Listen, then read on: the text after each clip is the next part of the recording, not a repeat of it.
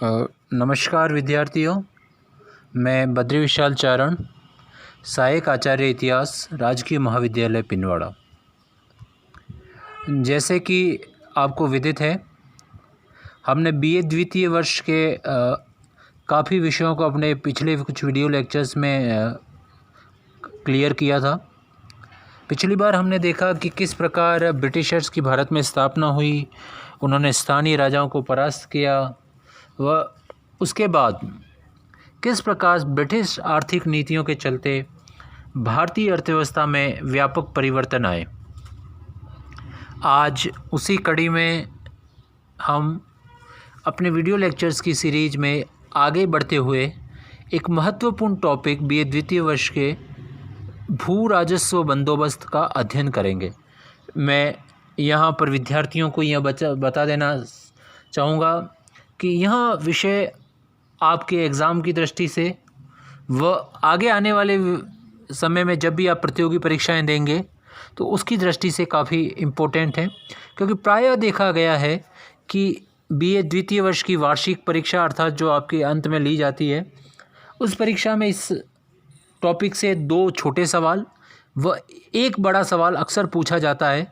वह कई प्रकार से हो सकता है, चाहे वो इस तरह भारत में ब्रिटिश भू राजस्व नीतियों पर प्रकाश डालिए, उनके प्रभावों का विश्लेषण कीजिए, या जो तीनों प्रमुख बंदोबस्त है उन प्रमुख बंदोबस्तों में से कोई भी एक सवाल, जमींदारी बंदोबस्त हो उसके प्रभाव, रैयतवाड़ी व उसके प्रभाव, महलबाड़ी व उसके प्रभाव आदि के विषय में पूछ लिया जाता है।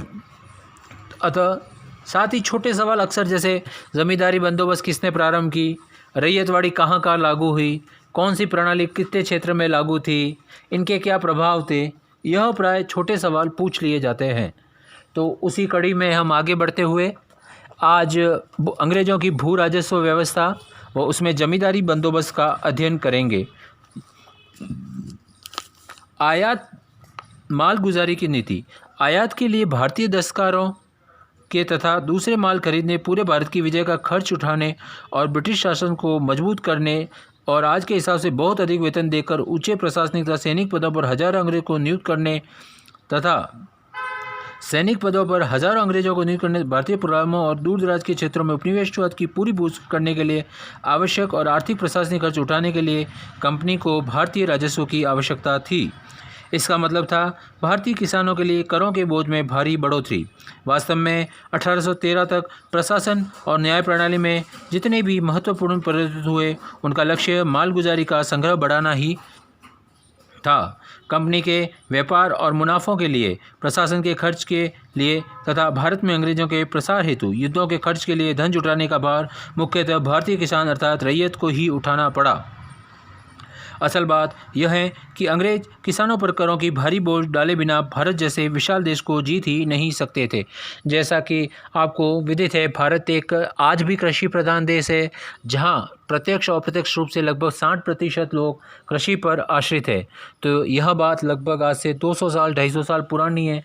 तो बहुत स्वाभाविक है कि उस समय कृषि पर निर्भर लोगों की जनसंख्या आज की तुलना में कहीं अधिक थी। भारत में राजस्व, चाहे वो मुग़ल रहे हो, चाहे उससे पहले तुर्क सल्तनत रही हो, या उससे पहले अन्य हिंदू राजा जैसे गुप्त, मौर्य, हर्षवर्धन इत्यादि रहे हो, उन सब की राजकीय आय का एक बड़ा और सबसे महत्वपूर्ण हिस्सा हमेशा से भू राजस्व से ही आता रहा है।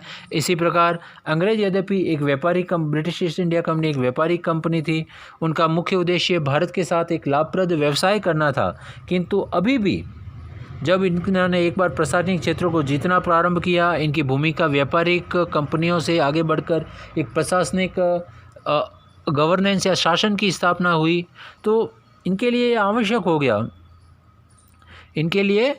आवश्यक हो गया कि ये अपने प्रशासन को मजबूत करने के लिए राजस्व व्यवस्था को सुदृढ़ करे। तो इस राजस्व व्यवस्था का आधार भू राजस्व अर्थात कृषि आय से होने वाले राजस्व की आय ही थी। एक लंबे समय से भारत के शासक खेती और पैदावार का एक भाग जमीन की मालगुजारी के रूप में लेते आए थे। यह मालगुजारी या तो कर्मचारियों की सहायता से सीधे ली जाती थी या अप्रत्यक्ष रूप से ऐसे बिचौलिए जैसे जमींदारों, मालगुजारों आदि के माध्यम से ली जाती थी। जो काश्तकार से मालगुजारी वसूल करने और उसका एक भाग अपने कमीशन के रूप में रख लेते थे। ये बिचौलिए मुख्यतः मालगुजारी वसूल करने वाले ही होते थे। हालांकि कभी कभी जिस क्षेत्र में वे मालगुजारी वसूल करते वहाँ उनकी कुछ ज़मीन भी होती थी। इसमें हम सबसे पहले इस्तेमारी या स्थायी बंदोबस्त के विषय में अध्ययन करेंगे। जैसा कि हमको विदित है, कंपनी ने 1765 में बंगाल, बिहार, उड़ीसा की दीवानी प्राप्त कर ली थी, अर्थात उसे वहाँ मालगुजारी जमा करने का अधिकार मिल गया था। आरंभ में उसने मालगुजारी की वसूली की पुरानी प्रणाली को जारी रखने का ही प्रयास किया। हालांकि जमा की जाने वाली रकम उसे बढ़ा दी थी। वह रकम जो 1722 में कुछ 1 अरब 42 करोड़ थी, वह 1 अरब 42 रुपये हो गई थी। जब स्थायी रूप से कॉर्नवालिस वॉरेन हेस्टिंग ने मालगुजारी की वसूली के अधिकार को नीलाम पर लगाकर सबसे बड़ी बोली डालने वाले को दे दिया, किंतु कालांतर में इस व्यवस्था में कई सारे दोष उभर के सामने आ गए। यह वही समय था जब स्थायी रूप से मालगुजारी की एक निश्चित रकम निर्धारित करने का विचार सामने आया। लंबे विचार विमर्श के बाद अंततः लॉर्ड कॉर्नवालिस ने 1793 में बंगाल और बिहार में इस्तेमारी बंदोबस्त की प्रथा का आरंभ किया। तो विद्यार्थियों, इस्तेमारी बंदोबस्त किसने की? लॉर्ड कॉर्नवालिस ने। कौन से वर्ष में? 1793 में। क्यों लागू की? क्योंकि वॉरेन हेस्टिंग्स ने जो नीलामी अर्थात अधिक बोली पर राजस्व वसूल देने वाले लोगों को जो दिया प्रणाली स्थापित की थी, उसके कुछ दोष जैसे कि कंपनी के राजस्व में आने वाला उतार चढ़ाव, साथ ही जमींदारों द्वारा या बिचौलियों द्वारा किसानों के अत्यधिक शोषण के चलते एक नई व्यवस्था की अंग्रेजों को अपने राजस्व को स्थायी बनाने, साथ ही किसानों के संभावित शोषण और ज़मीन का स्थायी रूप से विकास करने के लिए एक नई व्यवस्था को प्रारंभ किया, जिसे स्थायी बंदोबस्त कहा गया, जिसको 1793 में कॉर्नवालिस ने प्रारंभ किया था। लंबे विचार विमर्श के बाद अंततः लॉर्ड सत्रम बंगाल में, बिहार में इस्तेमारी बंदोबस्त आरंभ किया।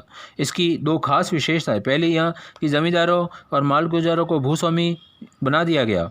उन्हें अब रैयतों से मालगुजारी की वसूली के लिए केवल सरकार के एजेंट का ही काम नहीं करना था, बल्कि अब वे अपनी जमींदारी के इलाके की सारी ज़मीन के मालिक बन गए। उनके स्वामित्व के अधिकार को वंशगत और हस्तांतरणीय बना दिया गया। दूसरी तरफ काश्तकारों का दर्जा गिर गया और अब वे बटाईदार होकर रह गए और वे ज़मीन पर अपने लंबे समय से चले आ रहे अधिकारों तथा पारंपरिक अधिकारों से वंचित कर दिए गए। चारागाहों और जंगलों की ज़मीनों, सिंचाई की नहरों, मछली पालन के तालाबों तथा झोपड़ी डालने की ज़मीनों के इस्तेमाल के अधिकार और लगान में वृद्धि से सुरक्षा, ये उसके कुछ ऐसे अधिकार थे जिससे उसे वंचित कर दिया गया। वास्तव में बंगाल तथा बिहार के बटाईदारों को अब पूरी तरह जमींदारों की दया पर छोड़ दिया गया। ऐसा करने का कारण यह था कि जमींदार कंपनी की मालगुजारी संबंधी बेहिसाब मांगे समय पर पूरी कर सके। दूसरा, जमींदारों किसानों से जो भी लगान मिलता उसका 10/11 भाग उन्हें राज्य को देना पड़ता था और वे केवल 1/11 भाग अपने पास रख सकते थे। लेकिन मालगुजारी की जो रकम उन्हें देनी होती थी वह हमेशा के लिए निश्चित कर दी गई। अगर काश्त का क्षेत्र बढ़ने या खेती में सुधार आने के कारण बटाईदार को चूसने की जमींदार की क्षमता अधिक होने के कारण या किसी अन्य कारण से जमींदार की जागीर का लगान बढ़ जाए तो बढ़ी हुई रकम पूरी अपने पास रख सकता था। इसमें राज्य कभी भी कोई हिस्सा नहीं मांगता था। साथ ही अगर किसी कारण से फसल नष्ट हो जाए तो भी जमींदार को मालगुजारी निश्चित तिथि को नियम पर चुकानी पड़ती थी, वरना उसकी ज़मीनें बेच दी जाती थी। अगले, तो इस प्रकार हमने देखा कि किस प्रकार वॉरेन हेस्टिंग की व्यवस्था में आए दोषों को निराकरण कर कॉर्नवालिस ने 1793 में जमींदारी बंदोबस्त लागू किया। उसका मुख्य जो विशेषता थी वो यह थी कि अब जो जमींदार उस पर खेती यह ध्यातव्य है कि मुगल काल में जो जमींदारी व्यवस्था या पहले से भारत में जो जमींदारी व्यवस्था चली आ रही थी उसमें काश्तकार को ज़मीन का मालिक माना जाता था तथा उसके पारंपरिक अधिकार सुरक्षित रहते थे। किंतु नहीं, इस नए इस्तेमारी या परमानेंट सेटलमेंट में अब भूस्वामी को, जमींदार को ही भूस्वामी मान लिया गया। वह उसे यह अधिकार दे दिया गया कि वह 10/11 मतलब 11 में से 10 भाग सरकार को देकर 1 भाग अपने पास रख लेता था। पर प्राय देखा गया कि अपनी गुमास्तों की मदद से वह 10 हिस्सा दे के भी एक अच्छा खासा हिस्सा किसानों से जबरन वसूल कर अपने पास रख देता था। इस पूरी व्यवस्था में हमने देखा कि किसानों के शोषण में वृद्धि हो गई। साथ ही अंग्रेजों की जो मूल सोच थी कि भाई इससे क्या होगा कि वो लोग जमींदार किसान उसको डेवलप करने में रुचि दिखाएंगे, पर ऐसा कुछ नहीं हुआ।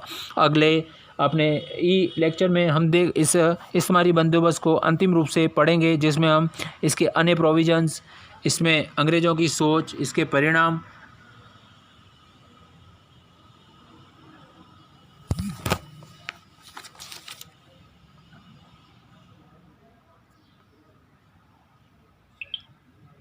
आदि के विषय में विस्तार से चर्चा करेंगे। धन्यवाद।